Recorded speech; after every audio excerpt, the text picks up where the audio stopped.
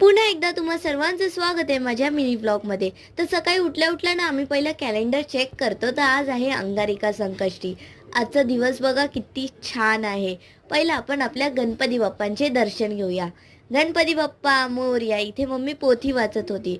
नंतर थोड्या वेळानंतर पाऊस सुद्धा सुरू झाला. किती जोरात पाऊस पडतोय बघा.